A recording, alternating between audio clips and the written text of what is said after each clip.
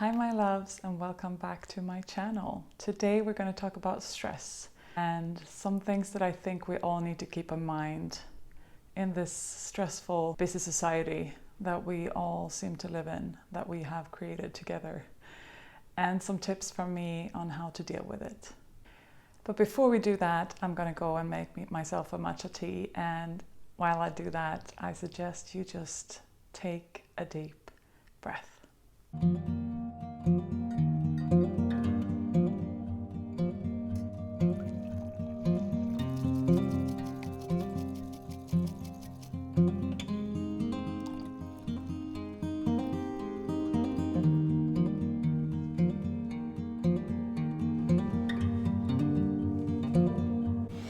So there we go. So stress. It seems to be an epidemic, doesn't it? We all know someone who's been burnt out. We all experience stress from time to time. It's just the way of life today, it seems. But I just want to debunk some myths around stress because I think it's important that we understand what it is in order to have the capacity to deal with it in a more healthy way. Stress is not about having too much to do. It's rather a feeling of lack of control.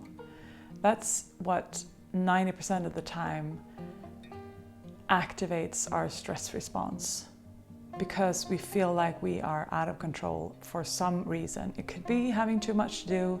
It could also be having too little to do. It could be a conflict. It can be just a mess in our own minds of all the things that are spinning around. So knowing that stress isn't created from outer circumstances, but rather inner circumstances, and it all starts in our own minds. That also means that we actually can control it. Or maybe control isn't the right word in this circumstance, but we can have a real profound effect on it if we start observing our thoughts and observing where our mind goes when it's on autopilot. Because when we are aware, we can notice that there's a stress response in my body right now, and I can deliberately think, is this because there's a bear in my office right now, or is it just because I had a stressful email, or I had a conflict with a colleague, or I started thinking about that thing that I'm worrying about and I got the stress response. Being aware enough to notice the difference between a real threat to your life and a stressful situation in your everyday life that won't kill you. That's what we need to learn to be able to manage our stress. Because we can't affect the fight, flight, or freeze response that happens immediately as a stressor shows up. But we can decide what to do after that.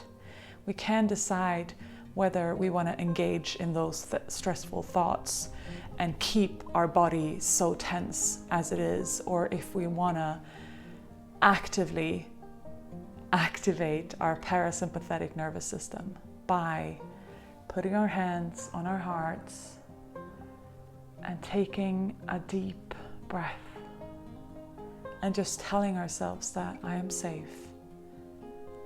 I don't need to stress out about this thing.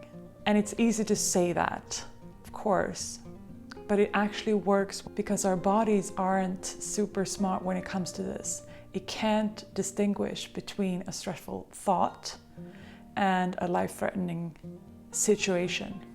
So whether you are facing a tiger or facing an email, your body might have the same response if you're not actively noticing what's going on in your mind. So you need to learn to observe when the trigger shows up so that you can stop it and say, okay, this was an email. No one's going to die. I'm not going to die.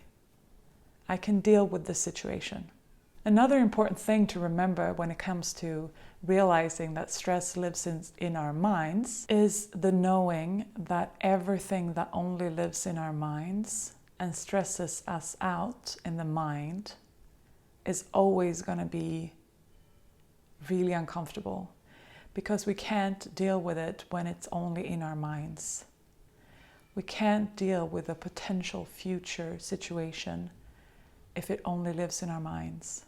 That's why it's so difficult to live as much as we do in an overthinking mind, because it's so imaginative and comes up with so many crazy thoughts and ideas and horror movies that's playing all day long.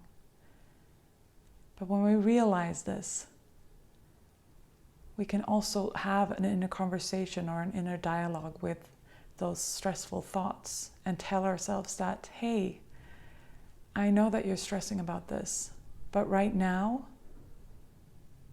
I'm walking in the forest. I'm talking to my child. I'm making dinner. I'm not in the situation that I'm scared of.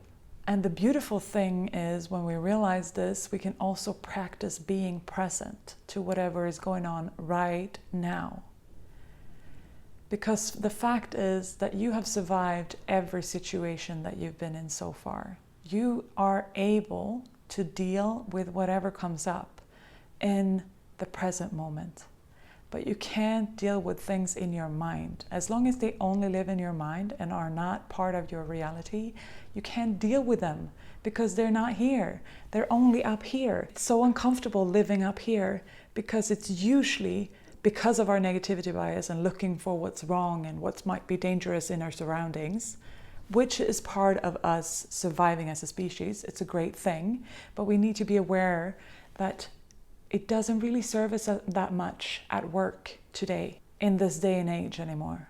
We don't need to be so alert to danger because there aren't very many dangers around us. And what we need to remember, when a situation appears in the present moment, you can deal with it. Because in the present moment, you have access to all your experiences, all your wisdom, your intuition, your inner guidance, your mental capacity, your emotional capacity to deal with difficult emotions, and your physical body, which is always only in the present moment. So you can deal with it also in a physical way if you need to. But you can't deal with those things in the future because you're not there and it's not part of your reality. So when it comes to dealing with stress, I think it's two main things that we really, really need to remember. 1, I am not my thoughts. 2, the present moment is all that is real. When I learn to observe my thoughts, I can also distinguish between a healthy thought or a useful thought in this present moment and a fearful thought that is just about something that isn't real. And I can choose, even if I'm triggered in the moment, I can choose how to respond to it and whether I want to continue in the cycle of those fearful thoughts, which creates the stress response in the body, which activates the sympathetic nervous system and puts me into fight, flight, or freeze, which is a very uncomfortable place to be in. And when I'm in the present moment, I can also realize that what's going on here and now, I can deal with that. But 99% of the time, what's bothering us or what's stressing us out isn't the present moment. It's not what's happening here and now. It's all of our thoughts about what might happen, what that person thought about me, how I'm gonna perform in that meeting, if I'm gonna meet the deadline, whatever is going on. But when I can stay in the present moment with what is, I will be more in the parasympathetic nervous system or the brake than I will be in my sympathetic nervous system or the gas. Because here and now, most of the time, we are safe. Another really important thing about stress that I think most of you know is that stress in itself is not dangerous. It is when we're in constant stress, when the stress gets chronic, that we can eventually get sick from it. But the stress response in itself, in the moment that it occurs, and when it's helpful, it's an amazing thing. And there's actually research that shows this, that people that are afraid of their stress actually have a higher mortality rate than the people that actually can look at their stress from a positive or curious mindset and notice, I have a stress response right now. Is it necessary in this moment or not? Because of all the talking about stress and how much disease it causes and how stressed we are in our society today and how dangerous it is, I think that's also important to know. When we get stressed because we're stressed, we're just making it worse. If you're stressed right now, that's okay. Your body is amazing for responding in that way. But you need to be aware enough or awake enough or present enough to distinguish between the moments when you actually need to be in stress response and when you don't. And when you don't, you need to find a way to get back to your parasympathetic nervous system and calm down. Stress in itself is not dangerous. The lack of recuperation is, or the lack of recovery, or the lack of relaxation is. The problem is when we live in our minds and believe in all the thoughts, is that we can be in stress response constantly, day in and day out, and we don't get down from there. And that's the problem. This is also why it's usually not very helpful for people that get burnt out to just go on sick leave for 3 months. Because if you're still in stress response, if your mind is still going on and on and on, and you feel like you can't control it, it won't help you to go around in your own home thinking uncontrollably all day long, because you won't recover.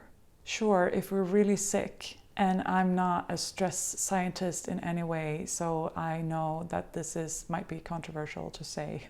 If the body has been in stress response for a really long time, it also needs to recover.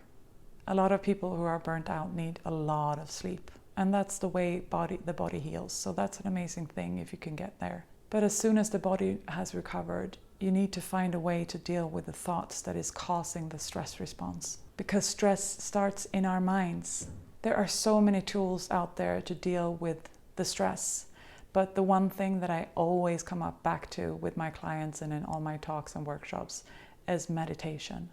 Because when you meditate, you start practicing building the gap between yourself and your thoughts and your feelings, and you start to observe them. When you are meditating, you are the observer of your thoughts and feelings. You're not latched onto, you're not attached. And when you practice this in the meditation, you get to use this skill in your everyday life. And you can realize when you're sitting there in front of the computer and you get that email and you feel the stress response coming on, you can notice that this is happening. And you can make an empowered choice from there. How can I help myself come down from this stress response as soon as possible? Of course, this is just a tip of the iceberg when it comes to the discussion of stress, and there's so much more to say about it. But the message that I really want to get out there is that stress is not dangerous. Lack of recovery or recuperation is. And stress starts in your mind. So when you can start observing your mind and directing it a bit more in a more disciplined way, that's when you learn how to deal with your stress. That's when you can start distinguishing between real danger and your stress response going off when it doesn't need to. I really hope that's helpful in the discussion about stress and how we can deal with it in more creative and positive ways. If you're in the stress loop, I feel for you and I know what it's like. I've been there too.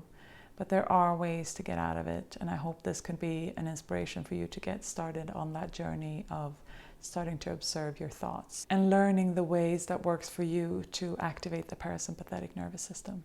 Please let me know in the comments below what you think about this and what your best tips for stress management is. If you haven't already, please subscribe and put a thumbs up on this video if you want to see more content like this from me.